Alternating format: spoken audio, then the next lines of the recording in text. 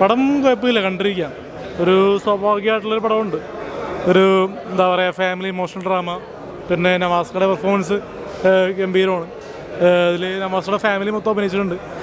ഇതിൽ പറയുകയാണെന്ന് വെച്ചാൽ ഒരു ഗ്രാമീണത്തിൻ്റെ വിശുദ്ധിയും പിന്നെ ഒരു മുസ്ലിം ടച്ചും എല്ലാം കൊണ്ട് തന്നെ ഒരു ഉണർവുണ്ട്. പക്ഷേ ഇതിൽ കുഞ്ഞുങ്ങളുണ്ടാകാത്ത സമയത്ത് ഈ പെണ്ണുങ്ങളെ കളിയാക്കുന്നത് അത്ര നല്ലതല്ലെന്ന് എനിക്ക് പറയാൻ പറ്റുള്ളൂ. ഈ കല്യാണം കഴിഞ്ഞ് കഴിഞ്ഞാലേ കൊച്ചുണ്ടായില്ലെന്ന് പറഞ്ഞാൽ ഒരു പെണ്ണിനെ കളിയാക്കുന്നു എനിക്കത്ര നല്ലത് തോന്നുന്നില്ല. കാരണം ഞാനൊരു കല്യാണം കഴിക്കാൻ പോകുമ്പോൾ എനിക്ക് നാളെ മക്കൾ ജനിച്ചില്ലെന്ന് പറഞ്ഞ് നമ്മൾ പറയില്ല. നമുക്കതിന് എന്താ പറയുക, ഒരു മാർഗം കണ്ടെത്തുക.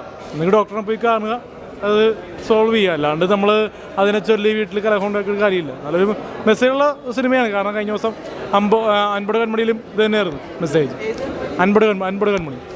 അപ്പോൾ ഇത് എന്ന് പറഞ്ഞ പടം നല്ലൊരു വെറൈറ്റി ആയിട്ടുള്ളൊരു ജോണറാണ്. പിന്നെ നവാസ്കയുടെ ആദ്യത്തെ ഒരു നായകവേഷമാണെന്ന് തോന്നുന്നു. അത് നല്ല വന്നിട്ടുണ്ട്. പ്രിവ്യൂ ഷോ കണ്ടിറങ്ങിയത്. അതുകൊണ്ട് എന്തുകൊണ്ടും നവാസ്കയുടെ ഒരു കരിയർ ബെസ്റ്റ് ആയിരിക്കും നവാസ്ക ചെയ്തിരിക്കുന്നത്. കാരണം ഒരുപാട് സിനിമകളിൽ ഓട്ടോറിക്ഷ ഡ്രൈവറായിട്ടുള്ള റോളാണ് ചെയ്തിരിക്കുന്നത്. ഇതിലൊരു ജീവിത നൗകയുള്ളൊരു നായികയായിട്ടാണ് വന്നിരിക്കുന്നത് ഈ എന്നൊരു ക്യാരക്ടർ.